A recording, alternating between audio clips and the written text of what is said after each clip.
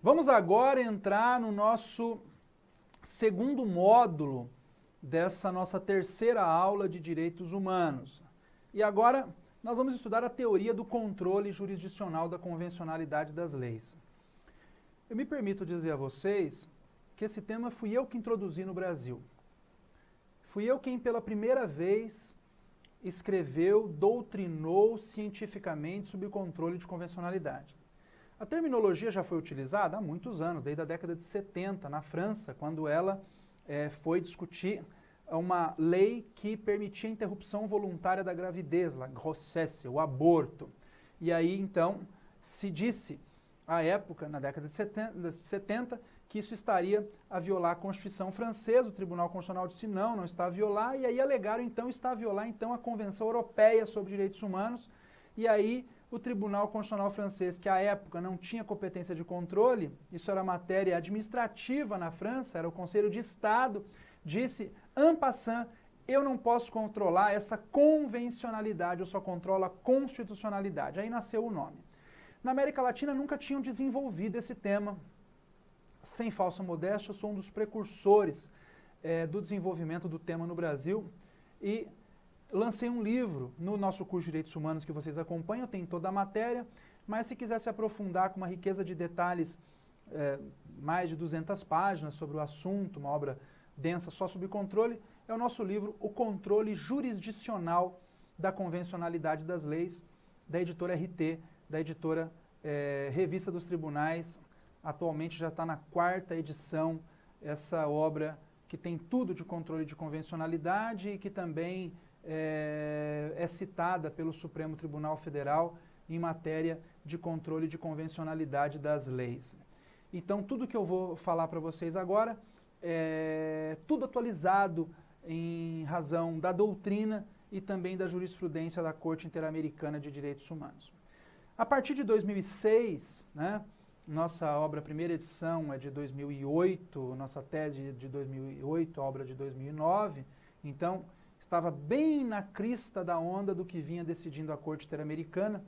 Em 2006, a Corte Interamericana começou pela primeira vez a implantar o sistema de controle de convencionalidade no plano interno e dizendo que é responsabilidade do juiz interno controlar a convencionalidade das leis. Porque basta ler o preâmbulo da Convenção Americana sobre Direitos Humanos, que lá vai estar escrito com todas as letras, que o controle de convencionalidade exercido pelo sistema internacional, ou seja, a análise de compatibilidade, ainda que não tenha esse nome, controle de convencionalidade no preâmbulo, mas a análise de compatibilidade das normas domésticas com as normas internacionais, o preâmbulo diz que a jurisdição internacional é subsidiária e complementar, essa expressão que o preâmbulo usa, das jurisdições nacionais. O que isso quer dizer? Quer dizer, queridos, que para proteger direitos humanos, a competência primária é do Estado. A competência primária é aqui de dentro, do Poder Judiciário.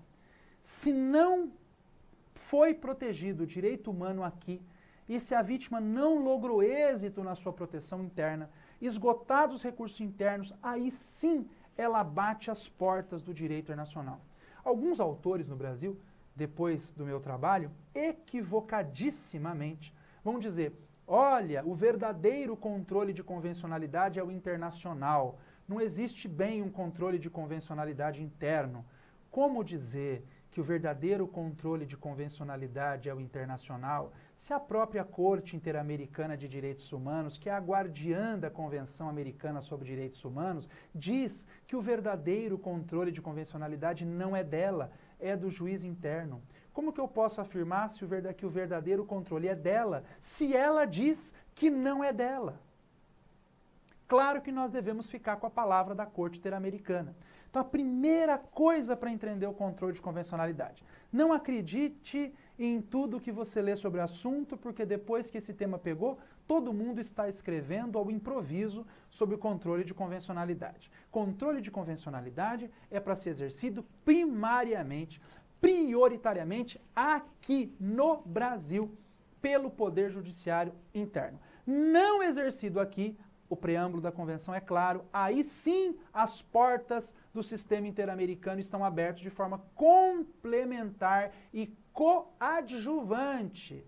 É complementar, é praticamente subsidiário, não usa esse nome, é complementar, coadjuvante da jurisdição nacional. Aí sim ele avoca a competência de controle em segundo plano. Bom, o que eu estou falando se fundamenta no quê? Na jurisprudência da Corte Interamericana de Direitos Humanos. Vamos ver? São 5 os casos-chave que vocês têm que saber da jurisprudência do sistema interamericano. Vamos lá verificar o nome deles aí na tela. Os 5 casos são, primeiro, caso Almonacid Arellano e outros versus Chile de 2006, nós vamos comentar. O caso dos trabalhadores demitidos do Congresso versus o Peru, de 2006. O caso Cabrera Garcia e Montiel Flores versus México, de 2010. O caso Gelman versus Uruguai, de 2011. E agora, mais recentemente, o caso Comunidade Garífuna de Punta Piedra versus Honduras, de 2015.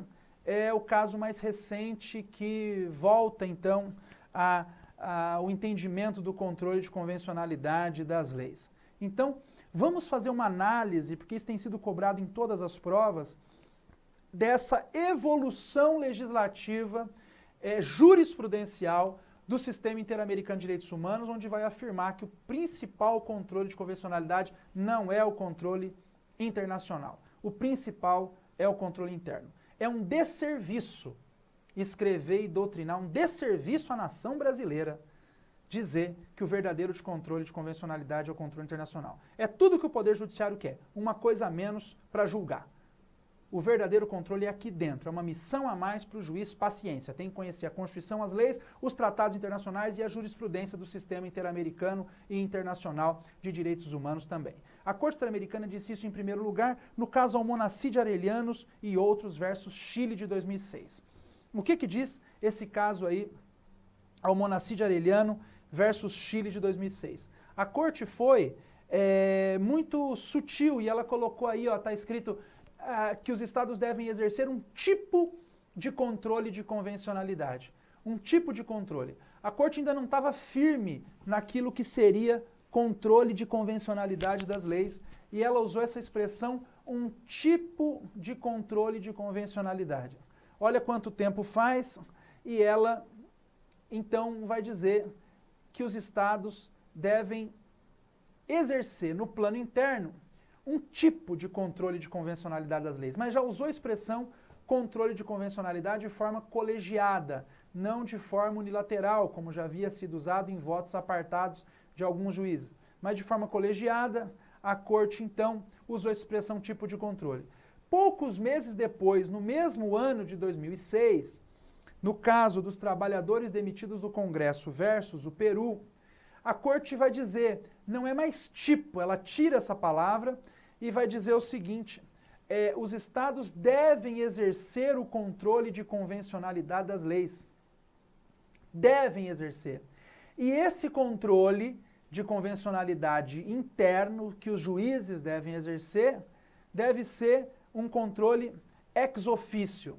Ou seja, ela tirou a palavra tipo, ela disse os estados devem controlar a convencionalidade das leis, obrigatoriamente, e esse controle tem que ser ex officio. O controle de convencionalidade é tanto interno, não é internacional em primeiro plano, é tanto interno que deve ser exercido ex officio, ou seja, independe de comunicação ou pedido da parte para que o juiz controle a convencionalidade.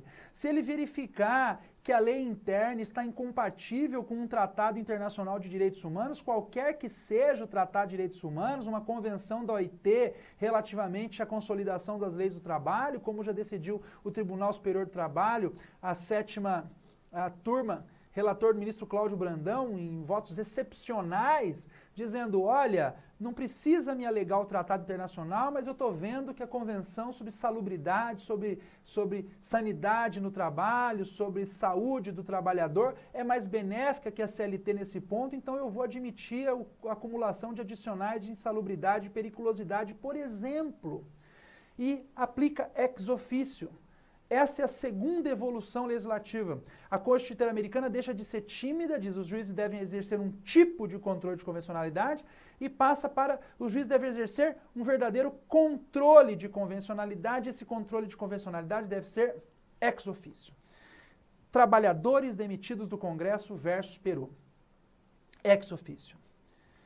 Como se não bastasse, a Corte Interamericana vem, num caso em 2010, nesse caso, Cabrera Garcia e Montiel Flores versus México, de 2010, e ela vai dizer, além de ser um controle verdadeiro, além de ser um controle ex officio, o controle de convencionalidade tem um efeito construtivo, como também diz Sagüez. Tem um efeito construtivo porque ele também permite o diálogo das cortes. Lá no Cabrera Garcia e Montiel Flores contra o México, em 2010, a Corte Interamericana citou várias decisões de cortes constitucionais latino-americanas que já implementavam o controle jurisdicional da convencionalidade das leis. Nesse sentido, a Corte amplia o seu rol e faz com que os juízes percebam que outros ordenamentos jurídicos também estão controlando a convencionalidade. E isso gera um efeito construtivo do controle de convencionalidade e reforça a sua aplicação ex officio e mostra que o mosaico protetivo do controle e tendo como paradigma os outros estados também pode ajudar a nós, por exemplo, no Brasil, a aplicar melhor o controle de convencionalidade depois do estudo comparado de como os outros estados e os outros ordenamentos estão controlando a convencionalidade das leis. E isso gera um corpus iuris interamericano de proteção, um direito interamericano, um ius comune, a verdade é essa, interamericano de proteção dos direitos humanos. Foi o terceiro momento de evolução legislativa no tema do controle da convencionalidade, no tema do controle da convencionalidade das leis. Muito importante esse tema do caso Montiel Flores versus México. Pensou-se que estava parado por aí, até 2010. Falou, não tem mais inovação a ser trazida no controle de convencionalidade. Lé do engano. Quando veio o caso Gelman versus Uruguai, que também discutiu crimes cometidos durante a ditadura, como no caso Gomes Lund no Brasil, a Corte Interamericana vai dizer algo a mais. Ela vai dizer o que nós estávamos esperando na doutrina. Ela vai dizer que todos os órgãos do Estado devem ser responsáveis pelo exercício do controle da convencionalidade das leis. Todos os órgãos do Estado devem ser responsáveis.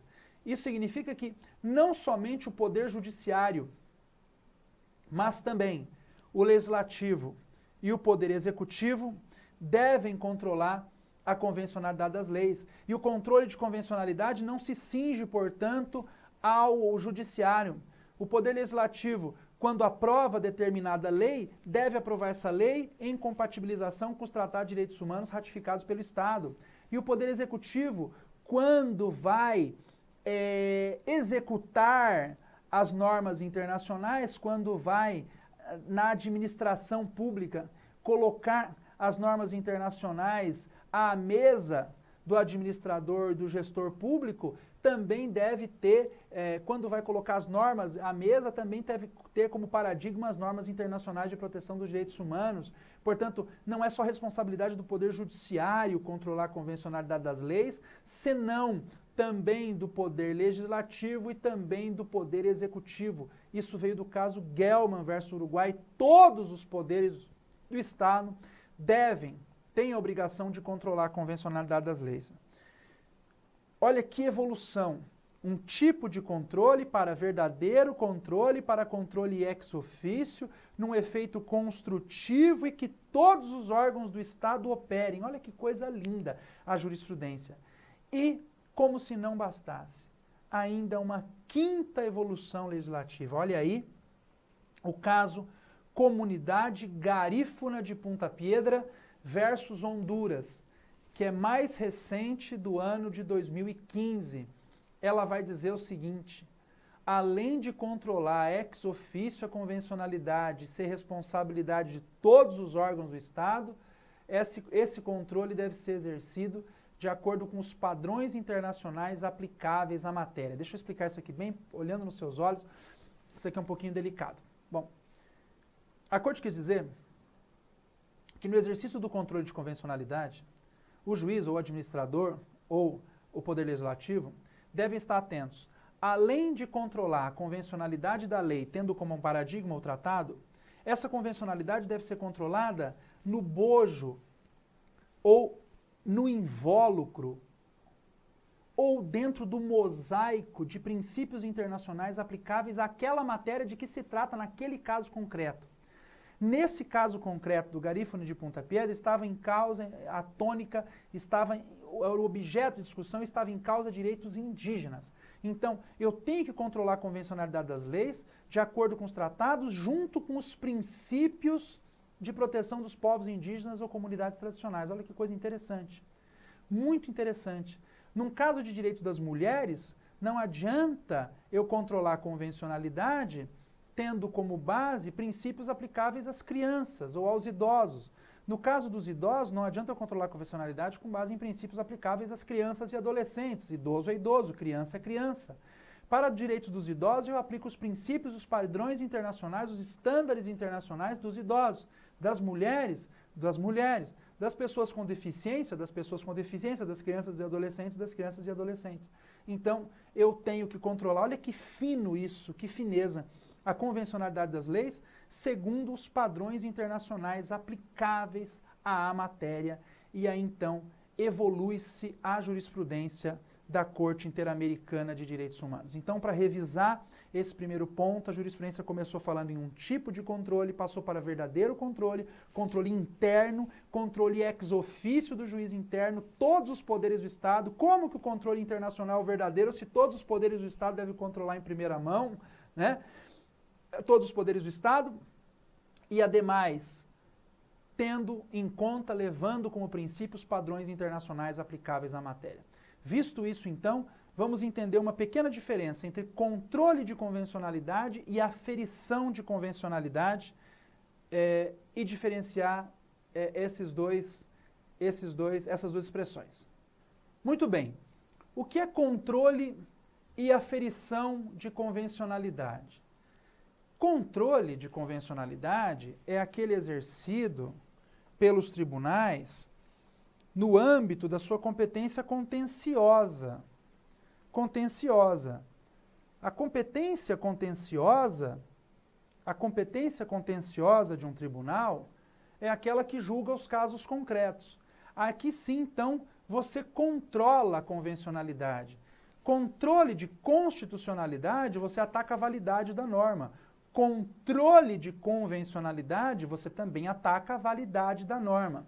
Acontece que naquele plano secundário, naquele plano subsidiário da Corte Interamericana, quando ela avoca em último plano, subsidiariamente, para si a competência de controle, quando ela avoca de maneira complementar, como diz o preâmbulo da Convenção Americana, coadjuvantemente, ela também pode atuar na sua competência consultiva.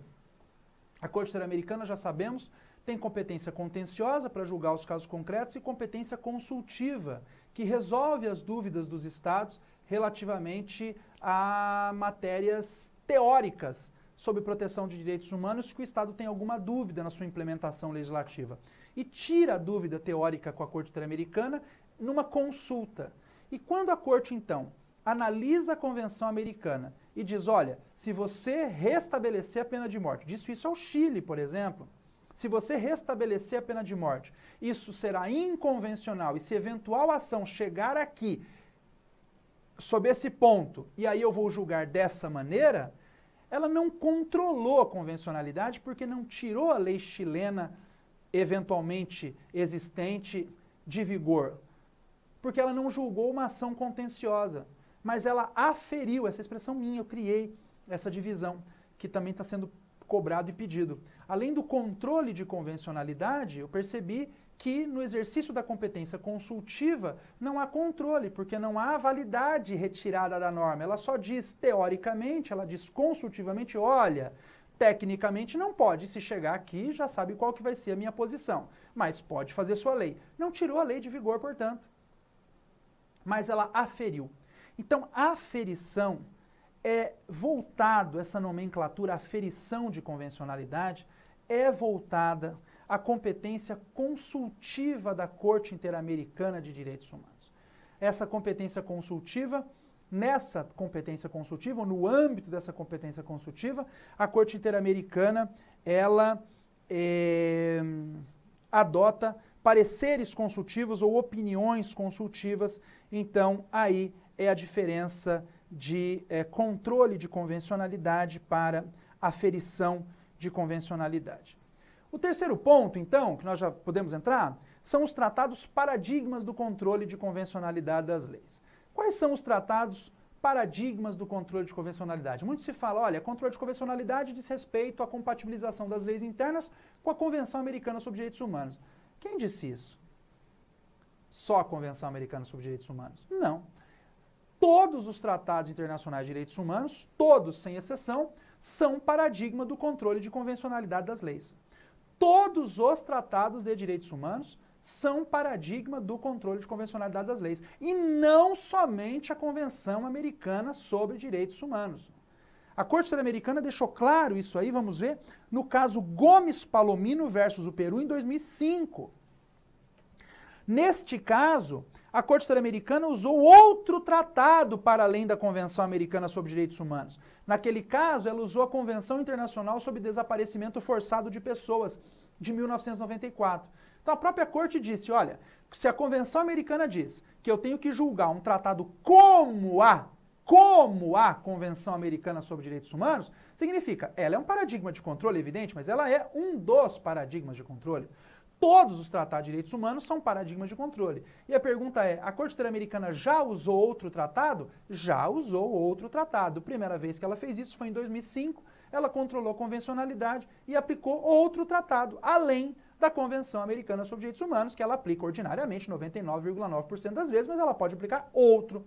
Nesse caso, foi a Convenção Interamericana sobre Desaparecimento Forçado de Pessoas, celebrada em Belém, no Pará, em 1994. Muito interessante. E também, no caso, vejamos, Gudiel Álvares versus Guatemala, em 2012, né, a Corte reafirmou mais uma vez, a expressão usada é tratado como a Convenção Americana. Como? O que significa que todos os tratados de direitos humanos são paradigma do controle de convencionalidade das leis. Então podem colocar que a Convenção Americana é o grande paradigma de controle, mas não só ela. A Corte Interamericana poderia usar, eventualmente, qualquer tratado internacional de direitos humanos, desde que é aplicável no continente americano e aplicável àquele Estado em causa, que é ali objeto de um processo da Comissão Interamericana perante a Corte Interamericana. O que é importante falar, para fechar esse ponto, é que todos os tratados de direitos humanos formam, então, um corpus iuris, o corpus iuris de proteção dos direitos humanos no Estado, o corpus iuris. E o último ponto, para a gente terminar esse segundo módulo da nossa terceira aula de direitos humanos, é o fundamento do controle de convencionalidade, né? Qual que é o fundamento? Ora, veja aí, nós temos 3 pontos. Primeiro, o artigo 26 da Convenção de Viena sobre o Direito dos Tratados, de 1969, que coloca o princípio da boa-fé. A Convenção de Viena vale para todos os tratados internacionais, consequentemente vale para os tratados de direitos humanos também. Portanto, a boa-fé presente lá na Convenção de Viena, quando diz que todos os tratados devem ser respeitados pelos Estados e de boa-fé, aí também estão os tratados de direitos humanos, essa obrigação de respeitar os tratados, que provém também dos princípios mais elementares do direito dos tratados, e a observação de que o controle de convencionalidade compõe um mosaico de obrigações do Estado. No fundo, para a gente entender esse tema, o fundamento do controle de convencionalidade é o próprio direito nacional público e é o próprio direito dos tratados. A própria Convenção de Viena sobre Direitos Tratados de 69, quando coloca o Pacta Sunt Servanda e quando coloca a boa-fé, está dizendo que todos os tratados devem ser observados pelo Estado e devem ser cumpridos por ele de boa-fé. Aí se incluindo, evidentemente, os tratados internacionais de proteção dos direitos humanos. Então, todos esses tratados compõem as obrigações do Estado de respeitar os tratados e compõem o mosaico normativo que o Estado deve respeitar. Então, o controle de convencionalidade deve ser respeitado não porque é um controle especial em termos de controle, senão porque são tratados internacionais especiais e que compõem ainda mais aquele núcleo duro do direito internacional público e, portanto, as obrigações do Estado para com a proteção dos direitos humanos. Terminamos assim o nosso segundo módulo dessa terceira aula e vamos agora para o terceiro. Nesse segundo módulo que eu acabei de tratar com vocês, eu vi, então, nós vimos os precedentes históricos da Corte Interamericana, o que é o controle de convencionalidade, por que a obrigação primária de cumprir aqui dentro e só secundária que lá fora e não o contrário, e o fundamento do controle de convencionalidade que vem da Convenção de Viena sobre Direitos Tratados e da obrigação de Estados respeitar os tratados. Agora, no terceiro módulo, já, vamos entender no módulo seguinte o controle de convencionalidade em ação. O que significa isso? Qual é o modelo brasileiro de controle de convencionalidade e quais são as formas de controle difusa e concentrada da convencionalidade das leis no Brasil. Entendemos a teoria geral e agora vamos especificar para o direito brasileiro. Vamos então ao terceiro módulo sobre o controle de convencionalidade em ação.